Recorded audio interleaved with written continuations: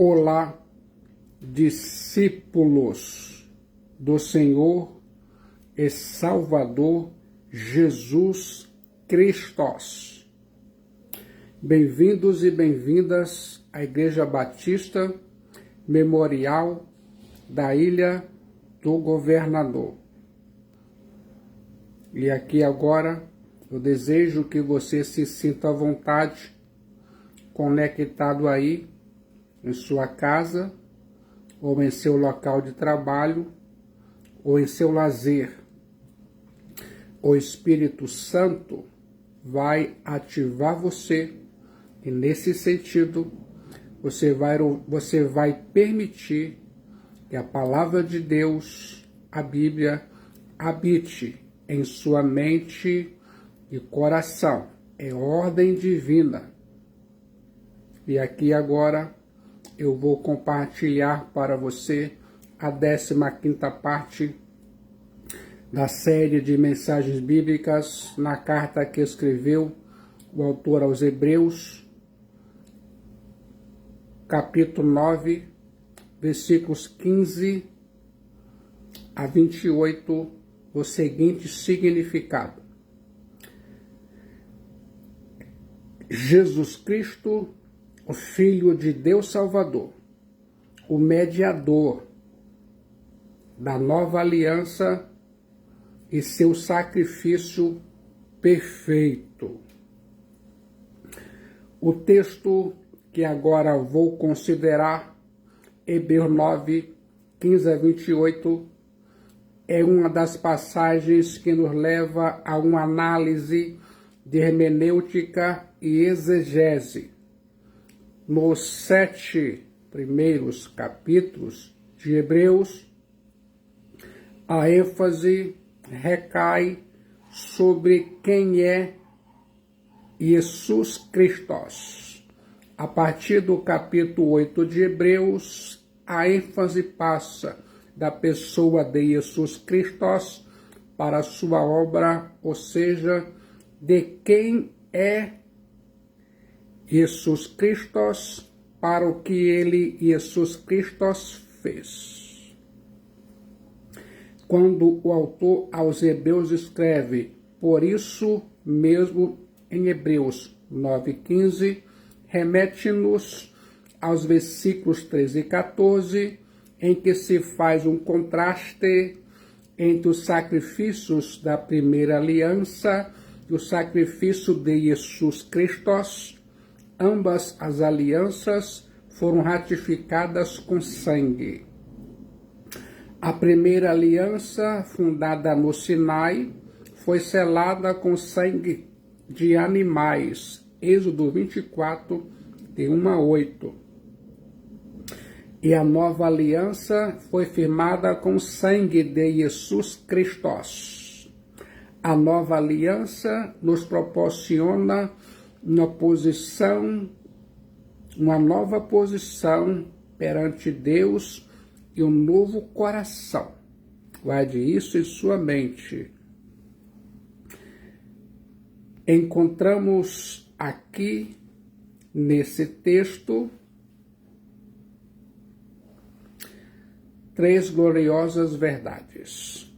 O que Jesus Cristo fez no passado, Hebreus 9, 15 a 23, o que Jesus Cristo está fazendo no presente, Hebreus 9, 24 a 28, e o que Jesus Cristo fará no futuro, Hebreus 9, 28. Vou examinar com mais exatidão esses 3 pontos. Se prepare para ouvir.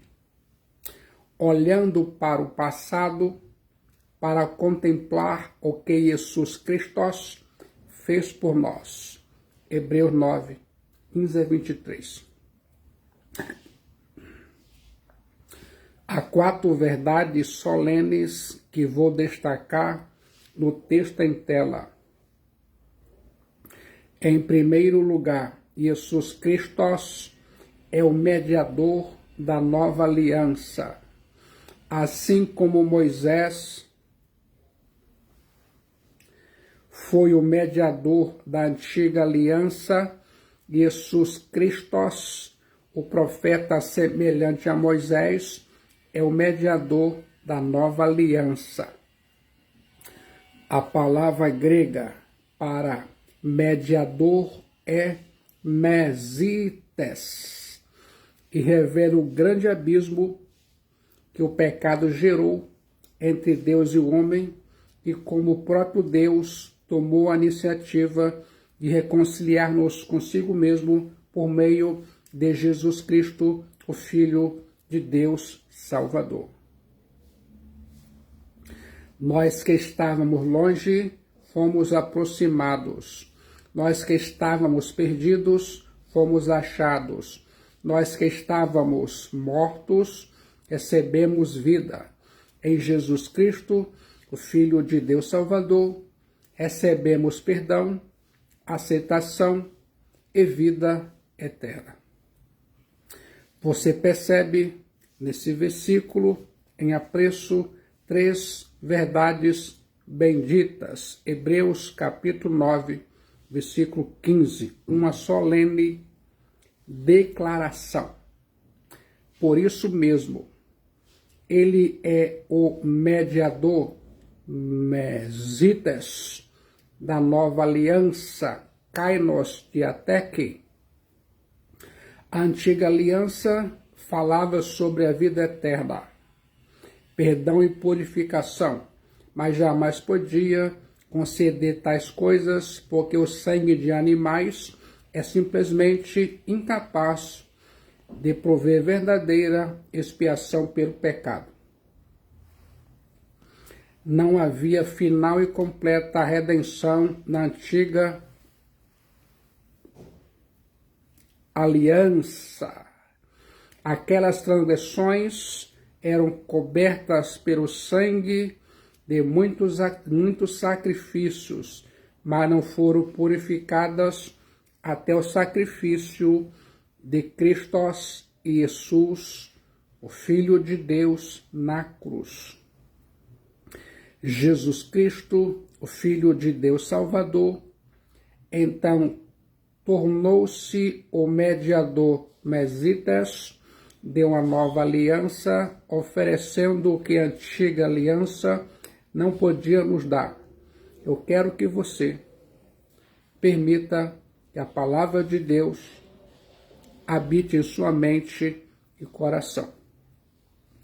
É ordem de Deus. Se sente preparado para ouvir? Vale a pena destacar que a palavra nova usada aqui não é neos, que significa novo quanto ao tempo, mas kainos, que significa novo em qualidade ou caráter. A aliança é nova, kainos, por causa da novidade e eficácia que Jesus Cristo, o Filho de Deus Salvador, lhe conferiu. Ouça agora um solene propósito, Hebreus 9,15, a fim de que, intervindo a morte Thanatos, para a remissão das transgressões que havia sob a primeira aliança de Ateque. Na antiga aliança, o sangue de animais apenas purificava o povo cerimonialmente, mas não podia remover o pecado. Tratava apenas da purificação externa, mas não oferecia nenhum perdão definitivo. Aqueles sacrifícios apontavam para o sacrifício perfeito de Jesus Cristo, o Filho de Deus Salvador. Quero que se lembre disso. Era para ele, Jesus Cristo, o Filho de Deus Salvador, o Cordeiro que tira o pecado do mundo, que os adoradores olhavam quando sacrificavam os animais. O sacrifício de Jesus Cristo, o Filho de Deus Salvador, portanto, foi eficaz para aqueles que viveram antes deles e ainda mais para nós, que vivemos depois dele. Os que viveram na velha aliança ou antiga aliança foram perdoados olhando para frente, para o Christos da profecia. Nós somos salvos olhando para o passado, para o Cristo da história. Foi porque Cristo nos ofereceu um sacrifício tão superior que ele pode conduzir pessoas aos benefícios da nova aliança. Guarde isso em sua mente e coração, tanto retrospectivamente quanto a partir do Calvário.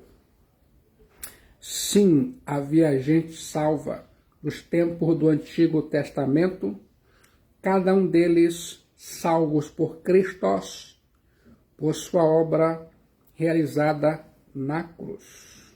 Ouça agora uma solene oferta. Hebreus 9:15. Recebam a promessa da eterna aliança aqueles que têm sido chamados. Kalel.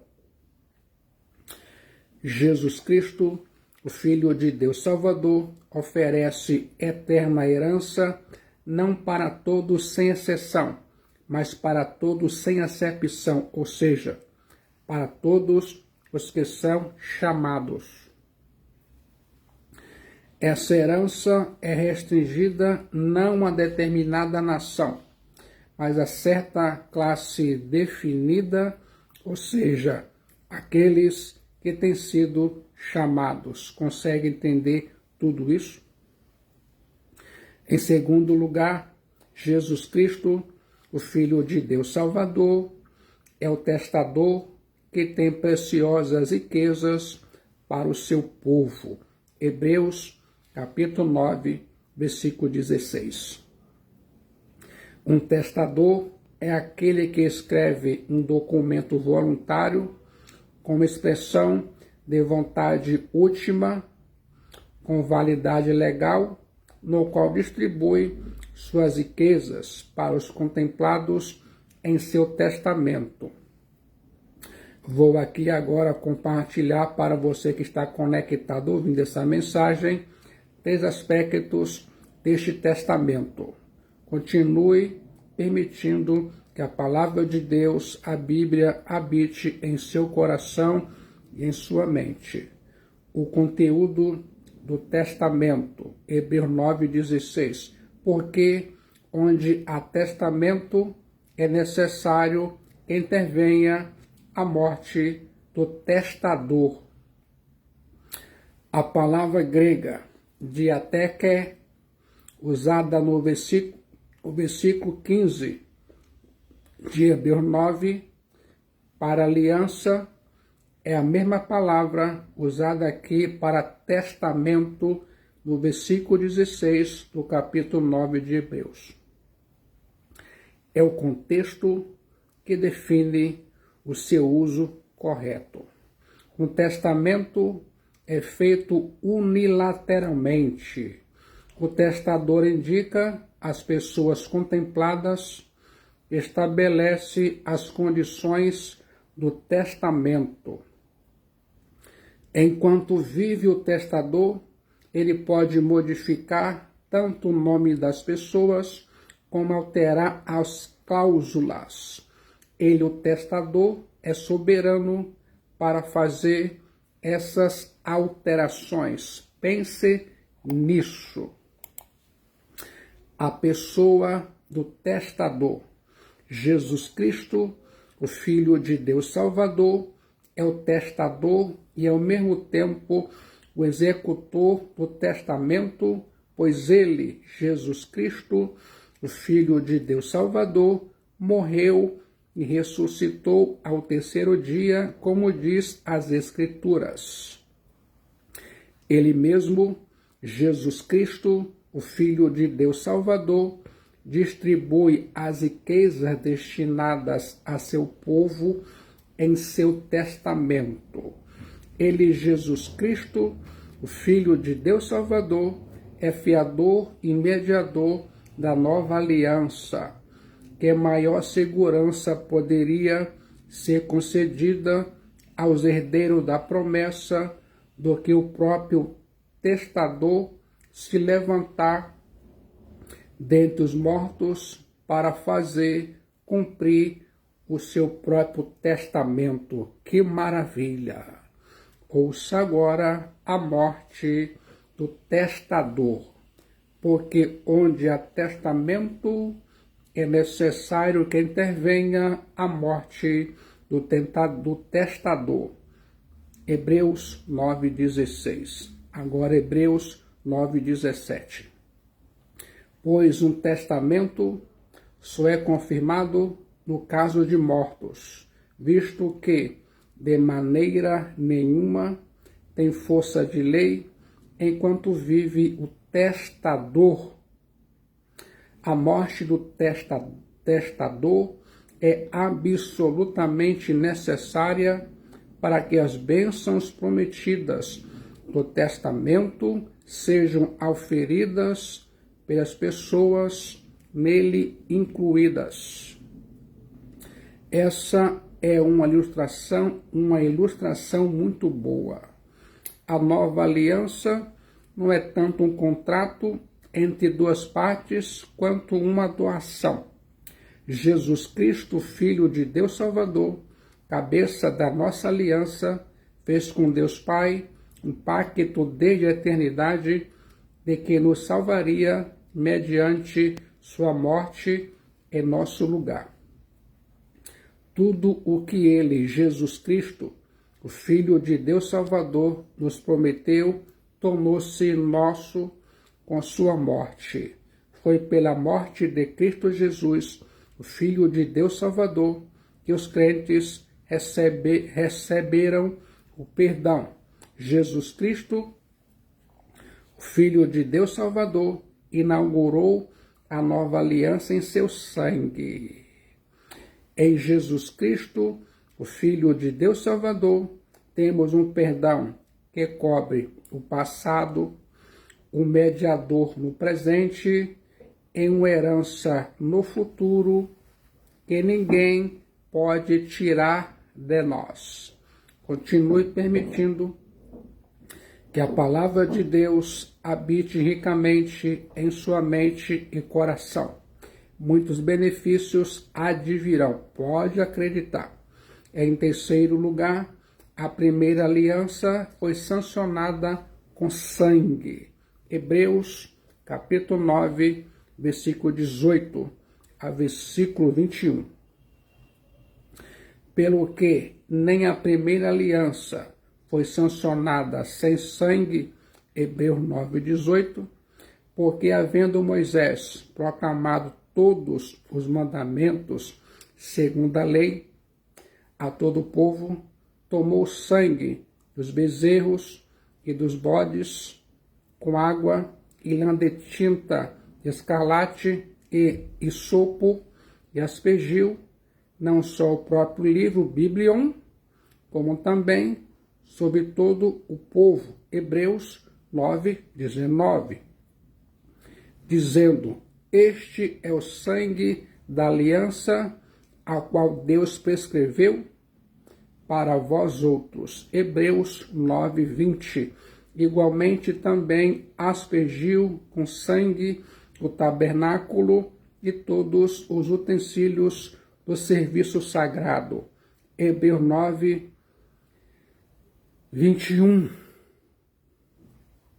A nova aliança não poderia acontecer sem o sangue de Jesus Cristo, a nova aliança não poderia acontecer sem que o sangue de Cristo fosse derramado. Mas a antiga aliança foi sancionada com sangue, o sangue de animais. Moisés aspergiu com sangue o livro da lei Biblion, o povo da aliança, o tabernáculo e todos os utensílios do serviço sagrado. Êxodo 24, de 1 a 8. A primeira aliança não foi apenas inaugurada com sangue, mas do início ao término, os cerimoniais se baseavam no sangue sacrificial. Quase todas as coisas, segundo a lei, se purificam com sangue, uma vez que há algumas coisas que são purificadas com água e com fogo. Porém, na antiga aliança estava meridianamente claro que sem derramamento de sangue não há remissão. Esta declaração está baseada em Levítico 17, versículo 11. Dessa maneira, o escritor aos Hebreus está edificando uma explicação acerca da necessidade da morte de Cristo. Há, portanto, uma estreita conexão entre a velha e a nova alianças. Ambas são ratificadas com sangue. A primeira aliança com sangue de animais e a segunda aliança com sangue de Cristo.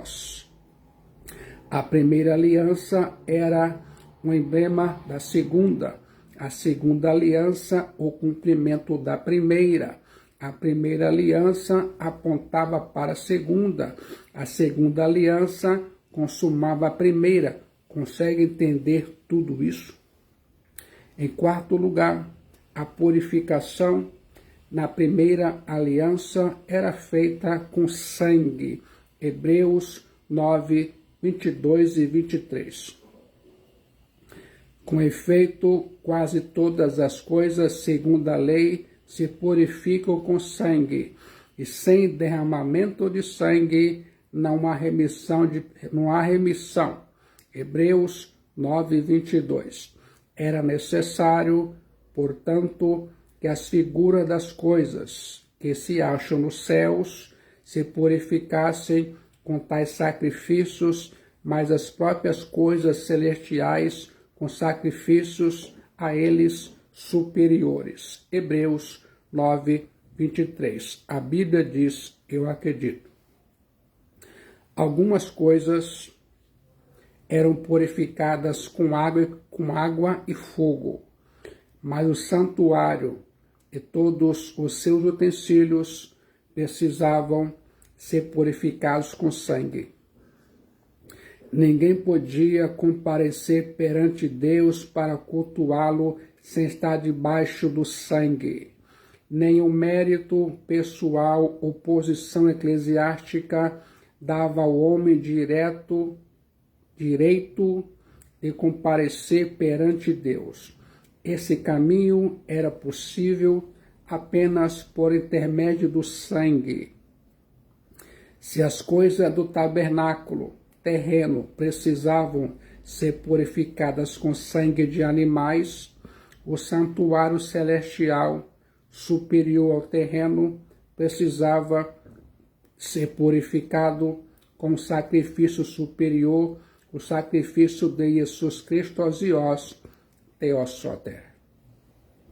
O apóstolo Paulo escreve sobre os efeitos do sacrifício de Jesus Cristo em Colossenses 1:20, e que, havendo feito a paz pelo sangue da sua cruz, por meio dele, reconciliar-se consigo mesmo todas as coisas, quer sobre a terra, quer nos céus. Eu quero que você, mais uma vez, permita que a palavra de Deus habite ricamente em sua mente e coração. Se sente preparado a continuar obedecendo? Esse é o momento. Encontramos em Hebreus 9, 3 gloriosas verdades. O que Cristo fez no passado, Hebreus 9, 15 a 23. O que Cristo está fazendo no presente, Hebreus 9, 24 a 28. E o que Cristo fará no futuro, Hebreus 9, 28. Olhando para o presente, a fim de contemplar o que Cristo está fazendo por nós. Hebreus 9, 24 a 28. A sessão anterior Hebreus 9, 15 a 22, tinha a natureza de um parêntese.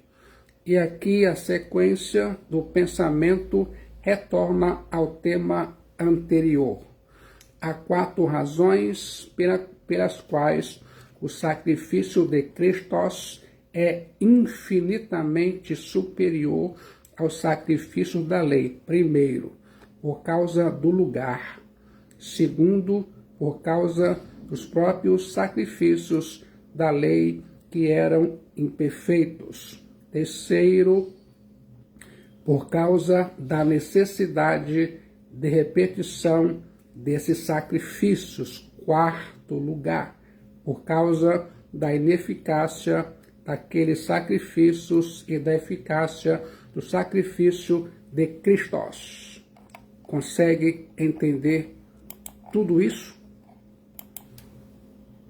Espero que sim. Aqui e agora. Continue ouvindo a voz terapêutica da Palavra de Deus, a Bíblia. Vou compartilhar para você algumas verdades no texto em tela. Em primeiro lugar, Cristo Jesus compareceu por nós em um santuário superior. Hebreus 9, 24. Porque Cristo não entrou em santuário feito por mãos, figura do verdadeiro, porém do mesmo céu, para comparecer agora por nós diante de Deus. Cristo nunca entrou no santuário feito por mãos. Cristo, não era da tribo de Levi, mas da tribo de Judá. Jesus entrou no santuário celestial, o santuário superior, do qual o santuário terrestre é apenas uma sombra. Sacrifício de animais foram medidas temporárias. Os sumos sacerdotes mortais e o santuário, uma cópia feita pelo homem. Em contraste, o sacrifício único e para sempre de Jesus Cristo é permanente. Nosso sumo sacerdote Jesus Cristo é eterno, e ainda mais o santuário celestial, o verdadeiro santuário. O sacrifício de Jesus Cristo teve um efeito cósmico, alcançou a terra e o céu, oranios. O verbo grego eisechomai, traduzido por entrou, está no tempo aoristo, indicando um fato decisivo. Jesus Cristo ministra no próprio céu, onde se apresenta perante a face de Deus Pai. Jesus Cristo faz isso em nosso favor. Essa é a obra intercessora de Jesus Cristo. Guarde isso em sua mente e coração. Em segundo lugar, Cristo compareceu com uma oferta voluntária, Hebreus 9, 25. Nem ainda para oferecer a si mesmo, muitas vezes, como o sumo sacerdote, cada ano entra no Santo dos Santos com sangue alheio. Na antiga aliança, os animais iam para o altar a fim de serem imolados involuntariamente. Mas Jesus Cristo ofereceu a si mesmo voluntariamente. Deus Pai o entregou por amor e ele, Cristo, voluntariamente se entregou por amor a nós. Em terceiro lugar, Christos compareceu com uma oferta definitiva. Hebreus 9, 26. Ora, nesse caso, seria necessário que ele tivesse sofrido muitas vezes desde a fundação do mundo. Os sacerdotes precisavam fazer muitos e repetidos sacrifícios, mas Christos se ofereceu uma única vez e fez um sacrifício único. O sacrifício de Christos foi perfeito, completo e definitivo, não precisava ser repetido.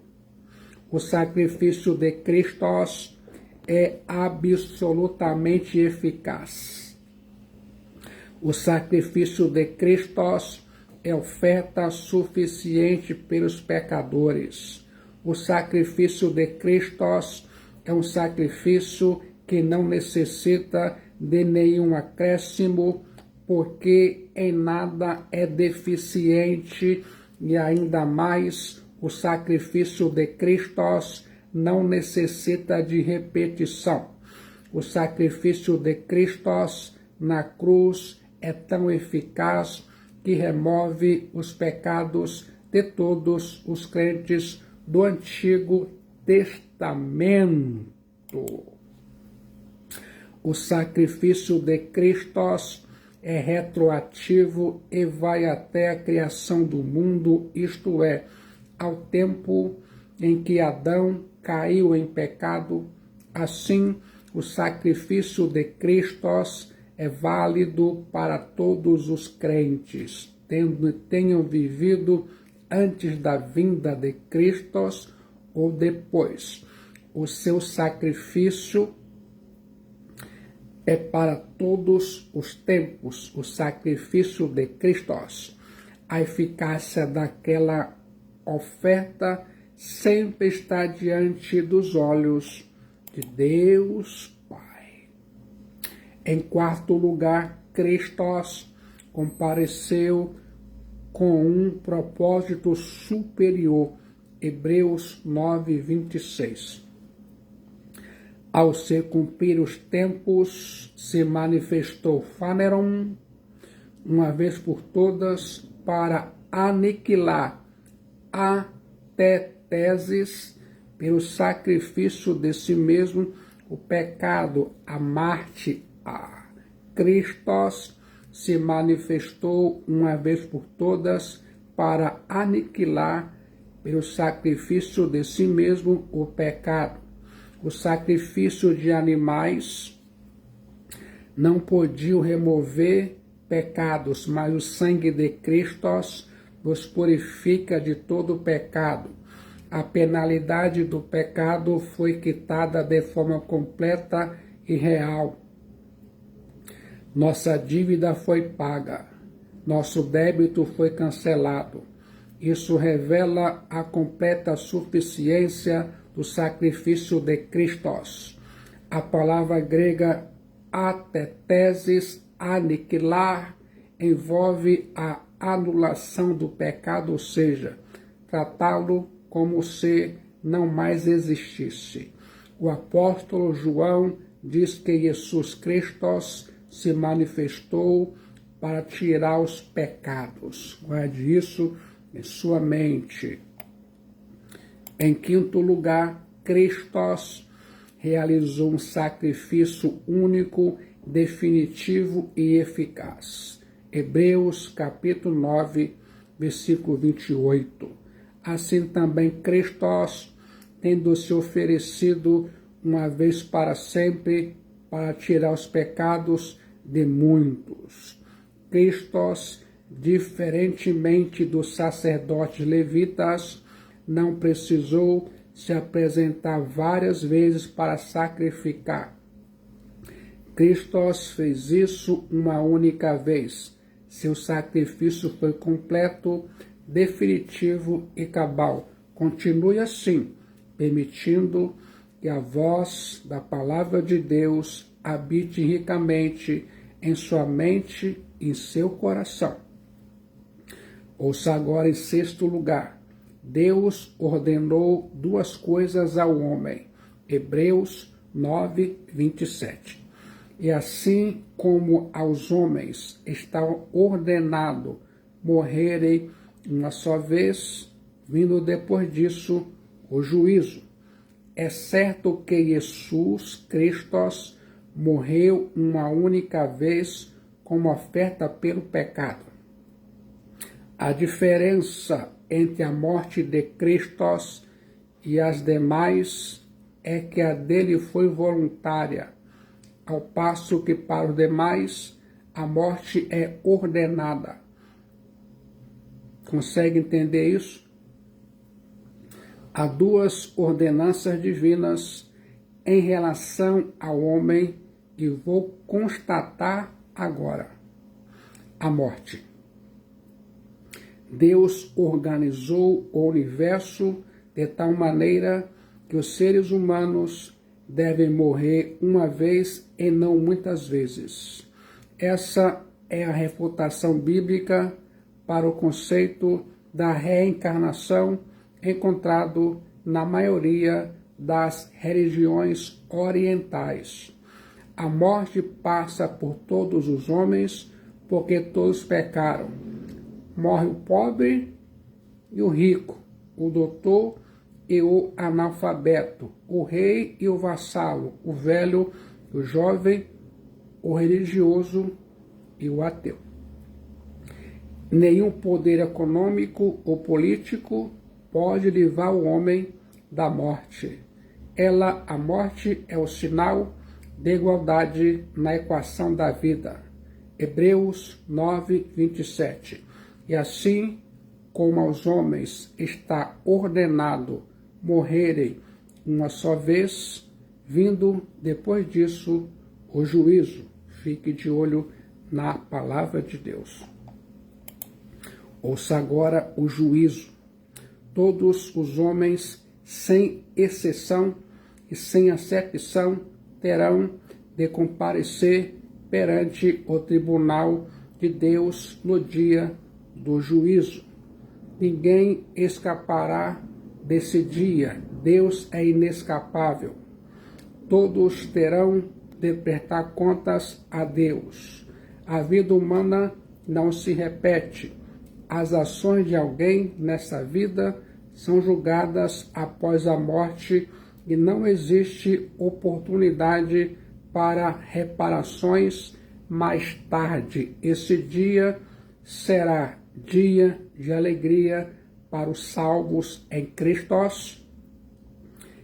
e de tormento para as pessoas que não se arrependeram de seus pecados e não se converteram a Cristo e não ouviram o seu glorioso evangelho. Esse dia será luz para uns e dessas trevas para outros.